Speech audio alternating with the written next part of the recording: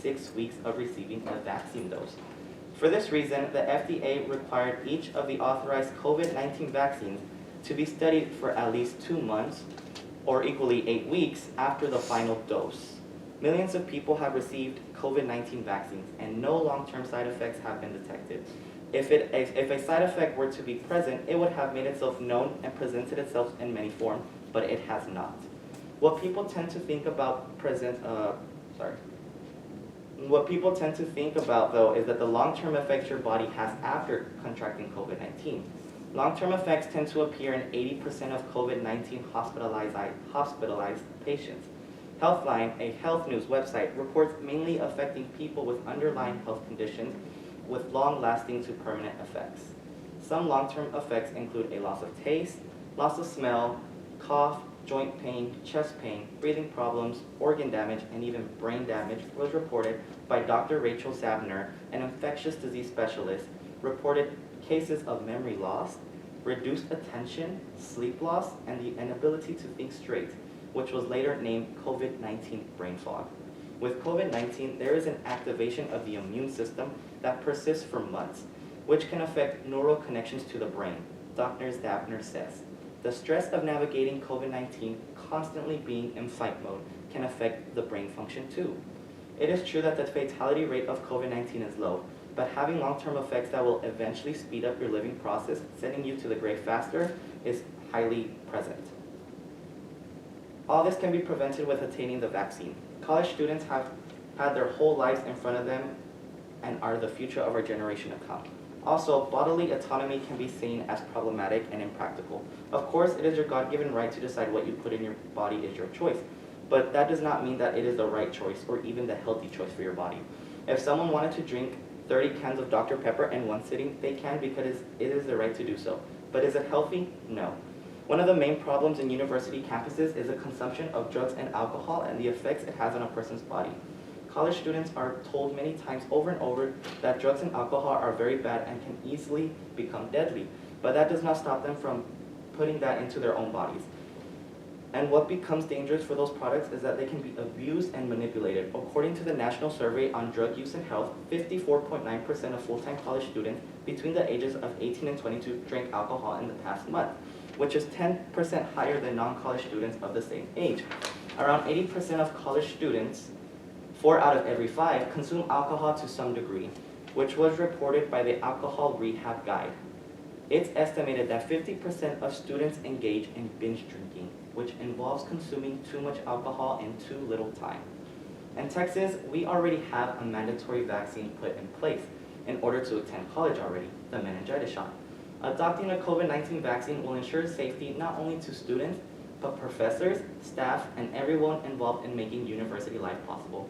Universities that adopted COVID-19 vaccines mandates in the fall of 2021 have seen widespread compliance, even though many schools made it easy to get out of the shots by granting exemptions to nearly any student who requested one. Ohio University and Virginia Tech are 2 school examples that have successfully adopted a COVID-19 vaccine mandate. Universities with mandates report much higher vaccination rates than communities around them. Even in places with high vaccination rates, some universities have nearly complete compliance with their students and staff. Virginia Tech, which posted a record enrollment of more than 37,000 students this fall, also sent away only 134 students who failed to show they had been vaccinated or received an exemption. That means 95% of their students are now vaccinated. The school granted all of the 1,600 exemption requests from students as long as they agreed to weekly testing. Students are paying hundreds of thousands of dollars in tuitions if they do not plan on finishing their degree. They will comply with the vaccine mandate. Not doing so only hinders and prolongs everyone's educational process, which is already affected by the first wave of COVID-19. Doing nothing about the viral pandemic will only prolong a student's college experience and may even result in unfortunate events. History has shown that vaccines work. Vaccines are a fundamental part for human health development and evolution.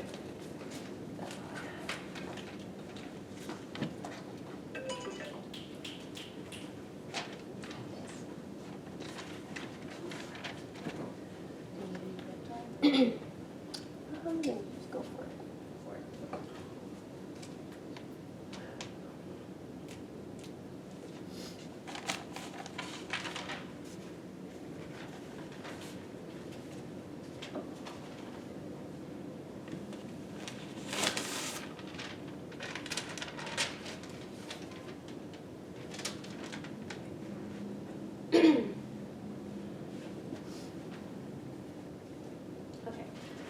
My opponent spent a lot of his time talking about how the long-term effects of getting the COVID virus could outweigh the potential risk of the long-term effects. But to that I say, everything he said was purely hypothetical. That's if you get the COVID virus, if it happens to have that side effect. Whereas if you take the vaccine, you automatically accept that there is some unknown risk because we do not know the long-term side effects. And that is a very personal choice. If someone does not feel comfortable accepting those risks, who are we to tell them that they must? They're also refusing to address pretty much every single one of our points. We talked about the religious exemption. They had nothing to say to that. That is a clear loophole that will basically make the mandate completely it just won't work because of it, and they had nothing to say. We talked about dropout rates and how that will increase the loss of students on campus. They had no rebuttal for that. They did not address it at all. And they also refused to address that by mandating the vaccine and forcing students to accept long-term risks, like that is a fundamental violation of bodily autonomy. They spent a lot of time talking about how the vaccine works, and a direct quote is, "You won't get COVID from the vaccine." No one is saying that you will get COVID from the vaccine. They're afraid of the long-term risks, which we are not sure about. He used a Dr. Pepper analogy talking about how, yes, it's technically legal to guzzle, 30 gallons of Dr. Pepper, but should you? That is not equivalent to forcing someone to take a vaccine that they are not comfortable with. Those are two completely different things. And it doesn't really, I see what he's saying, but if someone wanted to do that, they have the legal right to do that, which should also be the case for the COVID vaccine. He also talked about students' alcohol consumption, which is completely irrelevant to this mandate. And I also want to know why we're not allowed to stick to existing prevention strategies like masks. According to NPR.org, they covered in their article called "Wear Masks to Prevent Yourself from the Coronavirus, Not Only Yourself but Others, CDC Stresses." They described scientific studies that concluded when masks were worn, the risk of transmission was cut by 79%. 79%.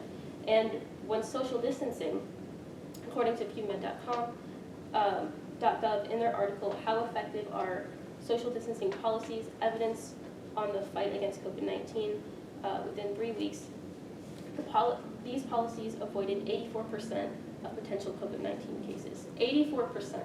So you are willing to violate students and faculty's bodily autonomy for basically 11% more efficiency with social distancing alone. That's not even taking into consideration how much more protected you are when social distancing and wearing a mask.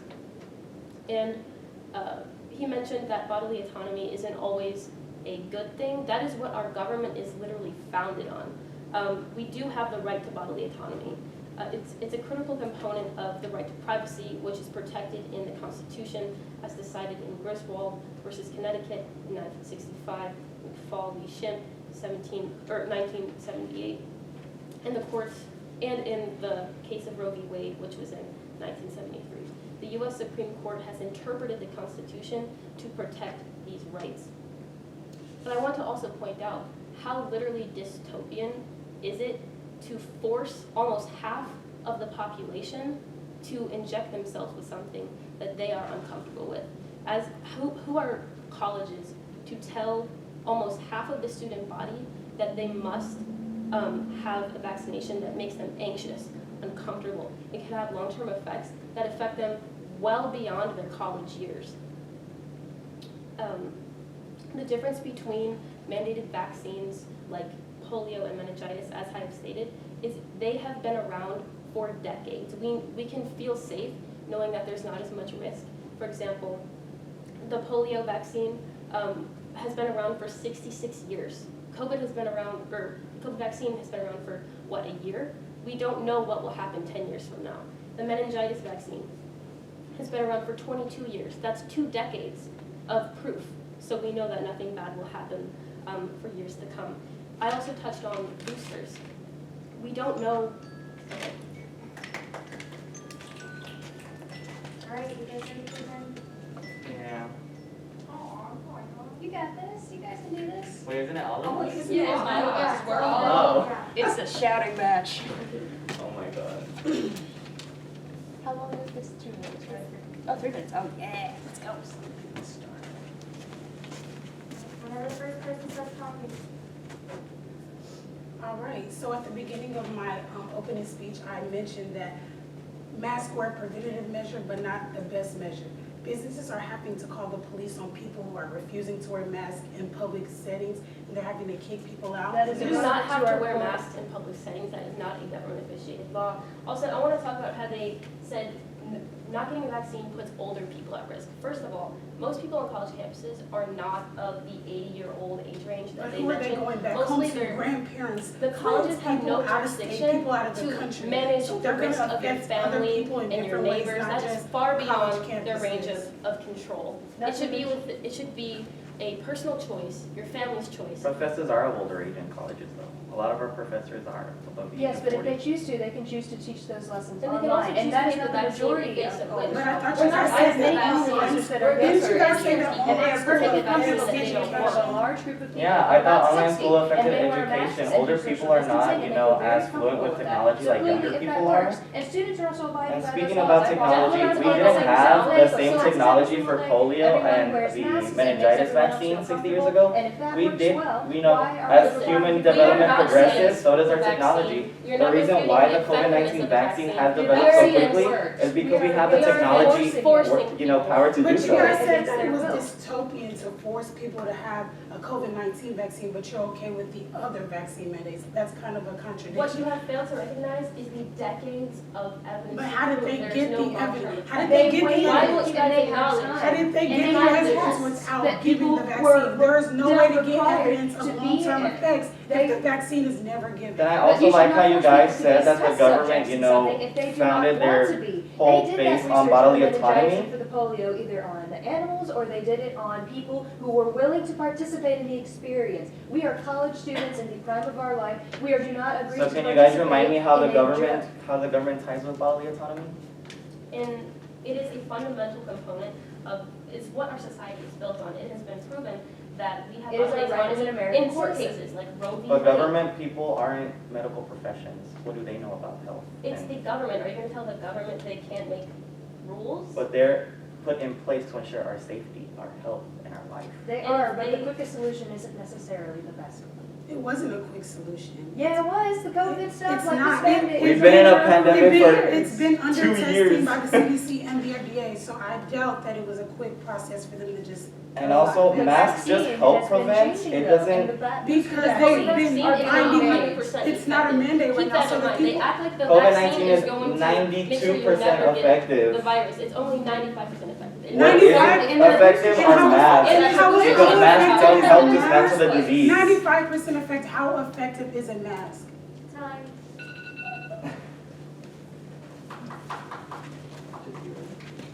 Oh, yeah, it is me. Sorry. Okay. I'd like to make a quick reminder, please remember not to use any new evidence that has been discussed. Okay. Yes, ma'am. Just one picture. Okay, we'll take that back. I am ready. A lot has been said, but I think we should focus on the bigger picture here, which is the safety of everyone on the campus, whether it's students, teachers, gardeners, or even janitors. Everyone deserves to be in a safe environment where there are no worries of potential infection by the COVID-19 virus. Of course, there are many skeptics of the vaccine saying it takes away bodily autonomy, it was put out too fast, and that it may be unsafe to give because of its early stages. But the Centers of Disease and Control Prevention, or the CDC, states COVID-19 vaccines are safe and effective. COVID-19 vaccines were evaluated in tens of thousands of participants in clinical trials. The vaccines have met the Food and Drug Administration's, or the FDA's, rigorous scientific standards for safety, effectiveness, and manufacturing quality needed to support the approval or authorization of the vaccine. Because college students range from local residents to out-of-state and to even international students, the spread of the virus will only affect college students and faculty, but also the people they go home to as well. From there, it could cause a slippery slope that can include more deaths and even a nationwide shutdown again. We know that vaccines have been sufficiently, scientifically, and medically proven safe. Vaccines have played a huge part in human development and progression ever since they were invented and used starting in 1798 with smallpox. Anything not complying with the COVID-19 vaccine is retrogression on everything healthline workers risk their lives for, and everything human development has worked hard for. The COVID-19 pandemic has affected the universities for almost 2 full years now. We are learning to live with the virus fearfully instead of fighting back, taking control of our lives again. Vaccinations protect against complications of serious diseases, including such as hearing loss, brain damage, paralysis, and even amputations. Vaccines are both safe and effective. Doctors, scientists, and the federal government and reputable medical organizations have recommended protecting children with vaccinations. Vaccinations protect your family, friends, and other members of the community. People who are not vaccinated can spread the disease to others, particularly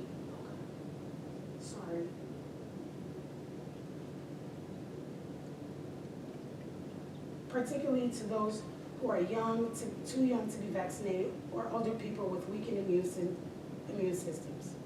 School vaccination assessment is a local level data reporting. Students in local areas put vaccination requirements in place to minimize the risk of vaccine-preventable diseases. University vaccination requirements help safeguard adolescents by making sure they are protected when they go to school, where the potential of vaccine-preventable diseases transmission is higher. This is why immunization is vital for the universities. Just by adding one more vaccine requirement can help make a huge difference in the COVID-19 pandemic. COVID-19 possesses not only deathly threats to the human body, but long-term effects that will follow you to your grave, such as crippling headaches, memory loss, and even effects to multiple organs. Vaccine mandates are a safe form of protocol that works to ensure the protection and safety of individuals from viral pandemics. It is necessary to have the COVID-19 mandate in all universities in order for life to return to normal and be able to live a pandemic-free life once again. Thank you.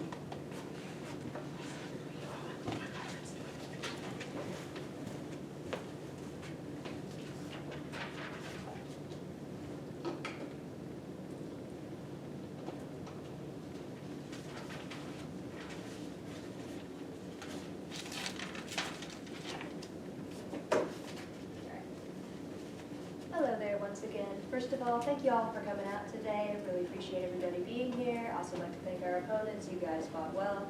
And I think you even added some stuff that helped to make our case stronger. So for that, I would like to thank you. To summarize, based on me and my colleagues' research, colleges should not mandate COVID vaccines because the mandate will be ineffective in its attempt to vaccinate the unwilling because of the religious loophole. Instead, a mandate will create further problems such as raising student dropout rates and subjugating students to unknown long-term health risks, which violate bodily autonomy. The mandate is unnecessary because of the dropping COVID death rates and the success of alternative preventative measures such as wearing masks and social distancing. Not to mention that the death rates most people are at risk for includes an age group that is not commonly seen in colleges. The COVID-19 vaccine mandate will be ineffective, unnecessary, and will be ultimately more harmful than helpful. As Kiana previously stated, the mandate as a whole will be virtually pointless because of the religious exemption loophole. The definition of what qualifies as a religion is so painfully broad that anyone, truly religious or not, can acquire a religious exemption easily, thus making the mandate not really truly mandatory. The colleges can provide no investigation or accuse a student of falsely applying for this exemption. They must accept it. Loose loophole is how people in already COVID vaccine mandated places, such as hospitals and schools, have gotten around the vaccine requirements. They say the definition of insanity is repeating the same thing over and over and expecting a different result. We need to recognize the pattern and reach the logical conclusion that this plan has major structural flaws that will defeat the mandate's intent. And when facing such a big moral dilemma, no doubt this will lead to a large number of students dropping out. For those who do not use a religious loophole, they may drop out after not being admitted onto campus. Being permanently deprived of in-person classes and the true college experience is enough to make many people quit altogether. And this is an estimated 42% of the student body we are talking about jeopardizing. Is that really worth it? This is such a horrible business decision for the school and devastating for the affected students, which again make up almost half of the school's population. And the future effects of the vaccine have not yet been documented. We have no idea how this will affect us, our loved ones, or even the future generation. College students should not be forced to use an extremely new vaccine when they do not know what the long-term consequences of that choice will be. Most mandatory vaccines, such as polio and meningitis, which we talked about before, have been out for decades so that people can feel safe that there are no long-term negative side effects. The COVID vaccine just came out. Comparing the usual mandatory vaccines to this one is not the same because there is more risk. Keep personal freedom in individuals' hands and let them make the choice about what they want to do with their bodies. No one should have their educational experience used as a force of compliance, and colleges should not get to decide such personal and long-term decisions for their students. It is an unnecessary risk that they should not have to take if they do not want to. Death rates from COVID have also dropped off significantly since the start of the pandemic. College students, again in their younger 20s, are in their physical prime and are significantly at less risk of long-term COVID-related injuries or effects. The decline of the death rates, unfortunately for the other side, means that this mandate is simply unnecessary and about 1 year too late. Infection rates have stalled because, again, of wearing masks and maintaining 6 feet apart social distancing. We also have effective alternative methods of risk management, such as that. To implement a college-wide mandate now would just really be unnecessary and problematic, only further widening the divide between people that say you have to get it and other people say you should not have to get it. So our research has shown that the drawbacks of a COVID vaccine mandate on college campuses are going to far outweigh the potential benefits. Again, because of the religious exemption loophole, subjugating students to the unknown long-term health risks, which violates their bodily autonomy. It's unnecessary because of the dropping death rates, and the death rates that keep being talked about are for an age group that do not include college students. The quickest solution, as I mentioned before, to a problem is not necessarily going to be the best solution. We want to pick the one that is going to create the best long-term effects for the most students. This mandate will be ineffective in its original intent, and it's going to have potentially catastrophic consequences down the line because of it. You can either resist now and fight back for the freedom that you deserve, or make choices in the short term that you're going to come to regret later. Thank you so much for your time again. I appreciate it. Alright, great job, guys. I think you guys did such a good job. Thank you. Thank you. I know it's difficult, and I know that it can get a little scary, especially when you're in an almost empty room with a bunch of chairs, and you're the only one out there talking, and then you just see someone back here writing. Like, I don't know. It felt like an interview, and I'm sorry that there wasn't more people in here, but I think you guys did a great job. Thank you so much. I really appreciate it. So again, don't stress too much. If it makes everyone feel better, I don't think anyone failed. Nobody failed. I think you guys did a great job. Especially